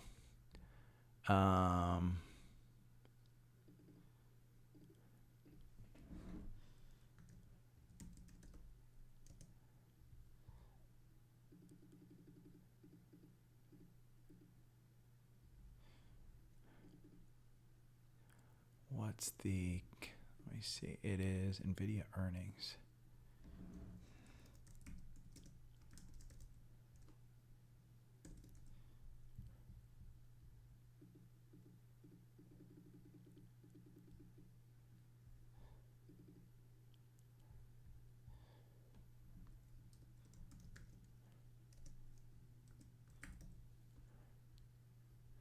We're going to shrink that down.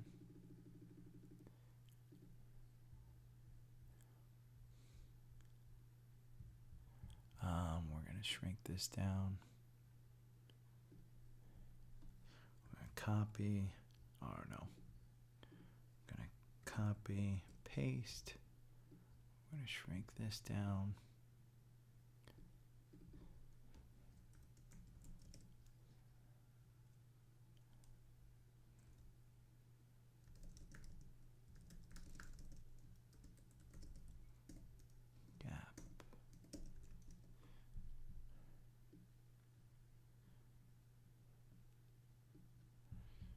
Shrink this down.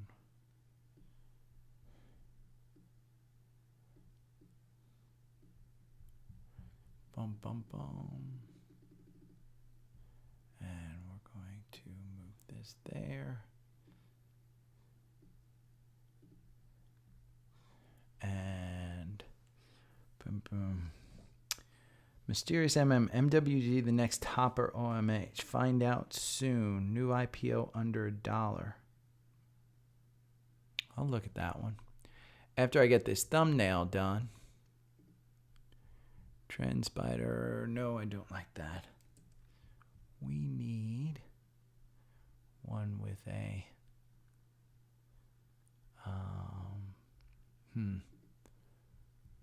this one. We're going to have to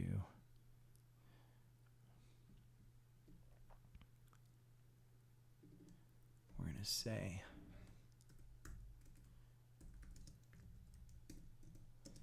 podcast and then I'm going to put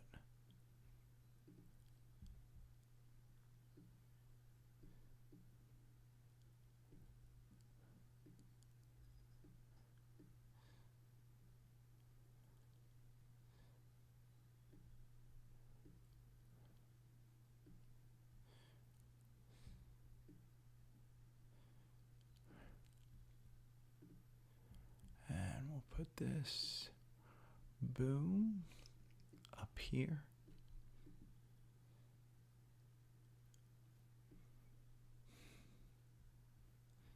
And we're going to move this.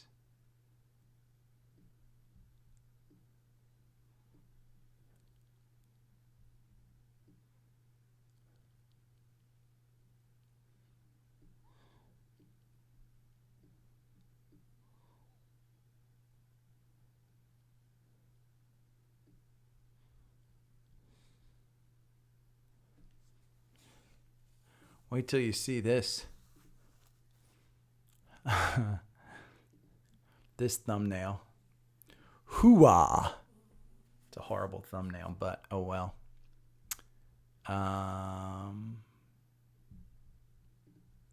Quit preview. We're going to save. All changes saved. We're going to say home.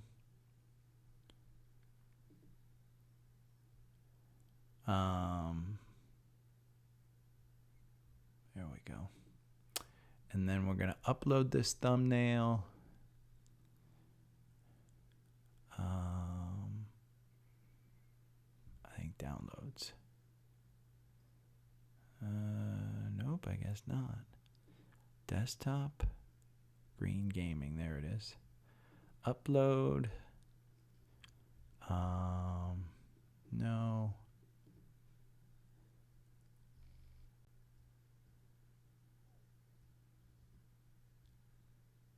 Now we're going to do a new playlist. Next.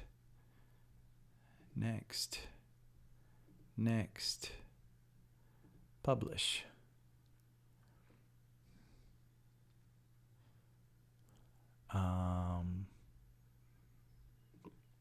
ARVL. Okay. That is up there.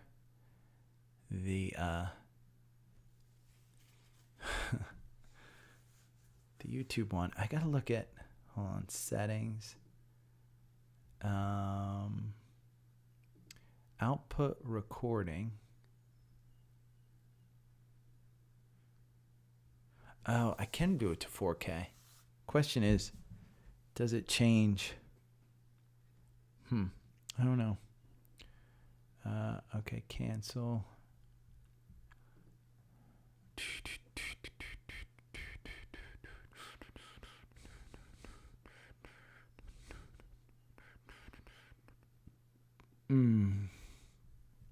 Let's see, dashboard.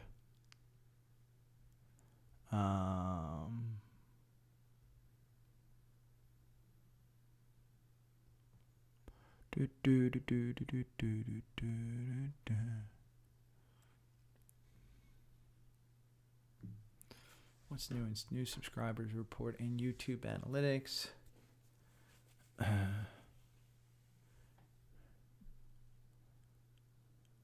New achievement.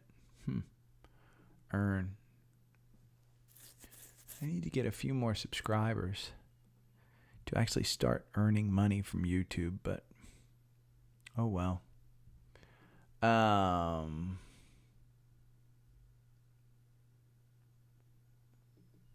Okay, let me bring you back over. Okay, I got to look at a couple of these. MWG. I don't know if this is pump and dump. Absolutely pump and dump. 72 cents. Let's see. Are they even listed? They are. $21 million market cap, so it is a micro cap. Singapore. Down 91% year to date.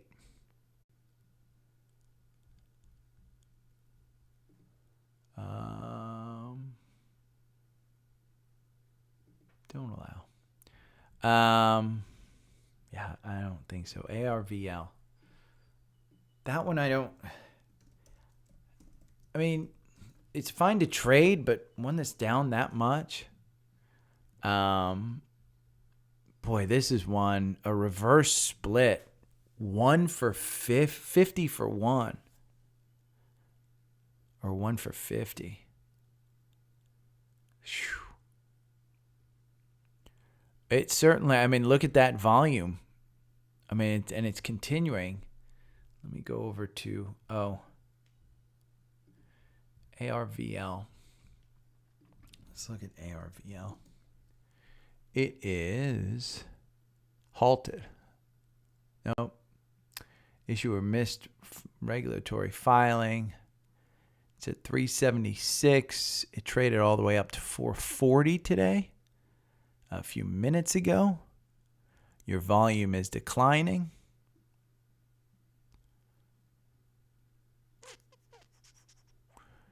HTCR.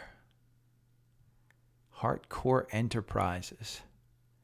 This one's getting a pump. 291. Palantir has gotten a pump. Hopefully everybody's in Palantir. Tesla's getting a pump. PACW's getting a pump. TQQQ is not getting a pump. SHPH. And here's what you have to notice about these are the most active stocks. When you've got stocks like SHPH, which has already traded 31 million shares, it is up 92%.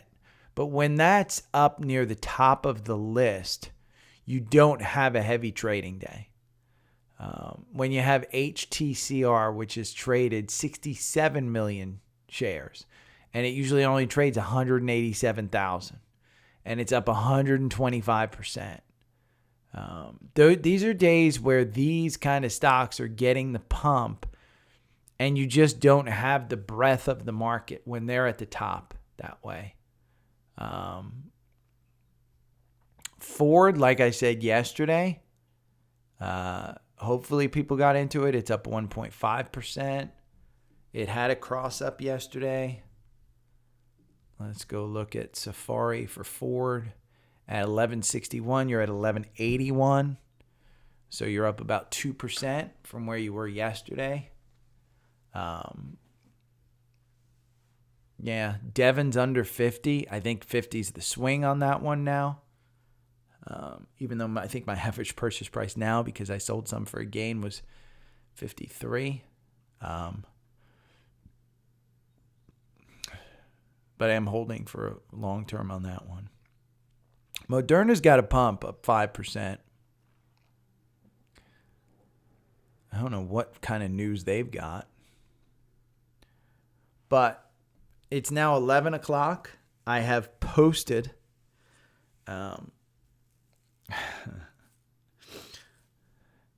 IONQ.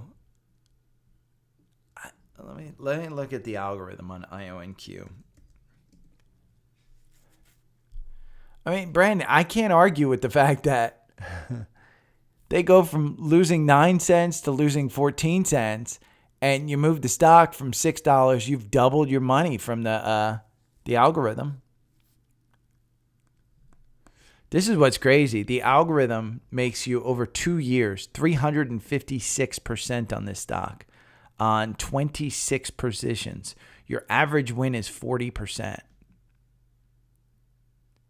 You win 35% of the time. So even when you lose, you don't lose big. Your average loss is only 6.51%. So in a stock like this, the algorithm absolutely 100% works. Get in about that price, get out around the price. Even look at this. You see the button hook, and it still takes a couple of days for it to get you out with a 25% decline. What you don't want is like all of the sudden moves. Like, let's see if there's gaps in here. The gaps, this one doesn't have gaps. So it's almost pretty good to trade. And look at the coverage on that gap up here at 1177 to 1247. It'll cover that. Outside of that, Brandon, I don't know that you got too much to look forward to. Although you look back here,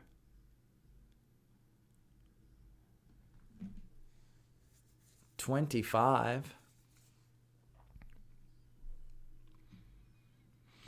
So yeah, the main thing of the algorithms, remember, is not necessarily, hey, it's going to win you 100% of the time. It's to make sure that your downfall, so your average loss of 6%, even though you lose 65% of the time, your average loss is only 6%.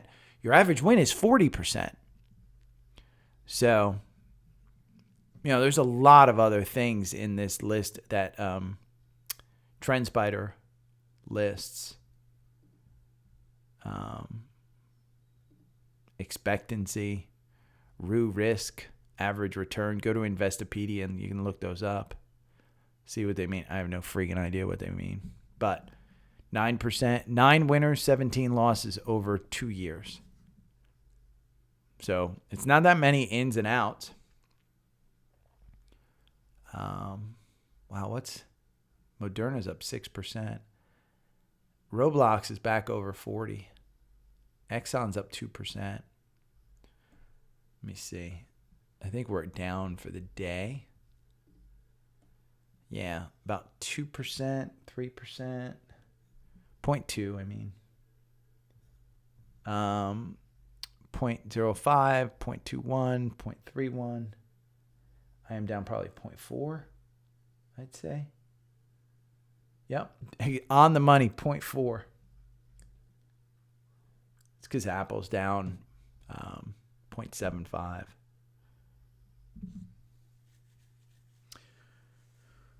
Yeah. And Brandon, I think you've learned by having TrendSpider and stuff, it just takes your emotions out of it. So when it tells you to get out, you have a choice, obviously. With Apple, I don't listen to it. With Amazon, I don't listen to it. And to my detriment with Amazon. Here, I was going to bring this up, but it's just too depressing. If you go and look at a weekly on Amazon, look at where it's at. I mean, Amazon is back here to where it was trading in April of 2020. I mean, this is right after the pandemic. Did Amazon really not do anything right during the pandemic? You're at 171, 180 here in November 2021. So I think Amazon has an opportunity here. And I think they're going to announce AI. They're going to announce Alexa integrated into stuff. They're going to announce some partnerships. They're going to announce a hell of a lot, and they're going to pump that stock up. So, okay. I am out of here. I am glad I didn't freeze. I am glad I figured it out. Take care. I will talk to you guys tomorrow. Have fun. Good luck with Tesla. AI bubble. When do I think it's going to pop? By the way, that's the delay in this. It doesn't matter when it pops. Don't worry about hitting the top. Get out before it's 40%. So let's use Amazon as the example. I should have gotten out at 133. Absolutely. Coming down from 170. Should have gotten out with long-term gains at 133 and bought back in. That would have been the prudent thing. I just didn't want to miss the way back up. But because Amazon has a cost problem, not a demand problem, I should have known it takes a lot longer to fix a cost problem. Well, I shouldn't say that. It takes, with Amazon, it's going to take a long time to fix the cost problem because they have operational cost problems. Something like Facebook, immediate cost rectification. You look at the weekly on Facebook, and it's the exact opposite of Amazon. And by the way, you're only at the 200-day on Facebook. This is a $400 stock, and you're at 250. So it's slightly extended, not crazy extended from a PE. Their forward PE is 17. That's not crazy extended. So it's up 106% year to date. I have friends who basically loaded into it. In May 15th, 7 days ago, 320 price target. Your average price target is 272 and you're trading at 249. So AI bubble, I think Meta is going to benefit from AI. I think they'll announce something. I think they've got some good opportunities there with their large language model called Llama. So, but don't worry about the bubble bursting. Worry more about just not hitting the 40% down. Make sure that maybe it's only 20% down. Because with the bubble, you should have made 40, 50, 60% on some of these. But I think the AI bubble has different meanings. Meaning like, AI. What's that company? C3 AI? I think that's a bubble. NVIDIA, I don't think it's a bubble. I think it's just a valuation. But NVIDIA, let's see, they're down a little bit.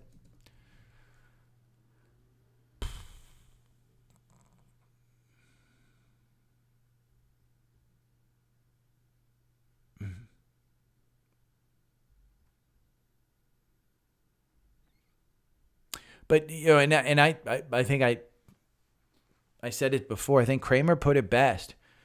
Don't worry about being a bubble. You'll still make money in a bubble. It's just a matter of how much money you're going to make.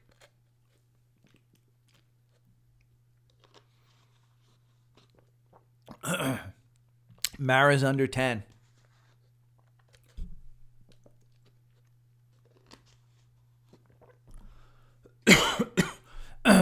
Okay. By the way, that's the way I traded back in the early 2000s. If you look at SPY, well, let's look at, I think that SPY will go back. We'll look at a monthly. So it's called the lost decade, and it's called the lost decade because you hit 150 on SPY here, and then it took you 7-8 years to get that back. On SPY, it took you 7 or 8 years to get that back. And then you had the housing crisis, and it took you from 2008 till 2013 to actually get that back on SPY. And since 2013, look at that move. So would we come back down here to 300? I don't think so. But, it's been done before. So if you are thinking that there's a bubble, you don't want to get out here in July of 2000. You want to get out here in March of 2001. I mean, I don't think that's that's the way I traded this one. Now, I made some moves that were not beneficial through these years, like everyone does. But, around this time, I got into Apple. And so you can see, even if I looked at Apple, let's look at Apple. We'll go back monthly on Apple. Because that was my biggest, listen, you could have chosen Amazon. You could have chosen Netflix. You could have chosen a bunch of different things. But Apple was the one that I chose. And so you look at 2000, it just kept sliding. This was what, $1.07, and it just kept sliding down here. And then I decided around this time, hey, I'm going to buy into Apple, 68 cents a share. That's the equivalent. There were a bunch of splits. So just realize a lot of splits in this. It wasn't $1. It wasn't 68 cents. Today's equivalent is 68 cents. But I just picked that as my winner. And I think I only put like $10,000 into it at this point. But today it's a lot of money. Because I kept investing in it through dividends and, every time I would get a bonus, I would say, let's just buy half of the bonus goes to Apple. So, and everybody told me I was crazy. But, buy what you use. And back, it was funny. I didn't have an iPhone until, I think here. It might have been here, 2011. But I saw they had, they were the creator. The only reason I'd have an Android was because my cell phone was work related and work purchased it for me. So they do have their own TV shows. Ted Lasso.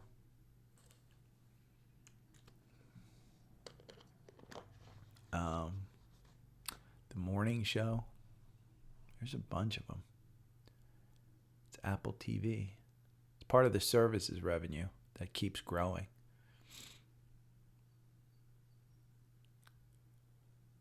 Okay. Uber's almost up at 40. It's up 1%. Okay. I'm out.